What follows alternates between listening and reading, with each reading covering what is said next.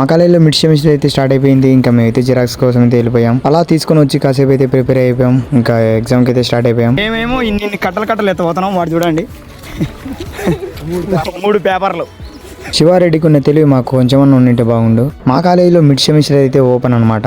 చూసి అయితే రాయొచ్చు. నేనైతే ఫీజు కట్టలేదని నన్ను అయితే ఎగ్జామ్ రాయనిలేదు. నాయనే అనుకుంటే నాలాగా చాలా మంది ఉన్నారనమాట. కాలేజీలో ఏం తప్పులేదు, అలా అని మా పేరెంట్స్ కూడా ఏం తప్పులేదు టయానికి కట్టలేదని. ఇంకా మన సైడ్ నుంచి ఏమైనా తప్పు ఉందంటే మన సైడ్ కూడా ఏం లేదు. ఏం చేద్దాం, కానీ అయితే టయానికి మనకు మనీ అడ్జస్ట్ కాలాక మనం అయితే కట్టలేకపోయాము. ఇలాంటి ప్రాబ్లం మీరు కూడా ఫేస్ అయ్యింటే కామెంట్లో కామెంట్ చేసేయండి. కానీ మేనేజ్మెంట్ ఎగ్జామ్ రాయనిచ్చింటే సరిపో. కానీ వాళ్ళైనా ఏం చేస్తారులే, ఎగ్జామ్స్ టైంలోనే కదా వాళ్ళు కూడా ఫీజు అడిగేది. అట్లని మా పేరెంట్స్ అన్న ఫీజు కట్టేసింటే సరిపోలే.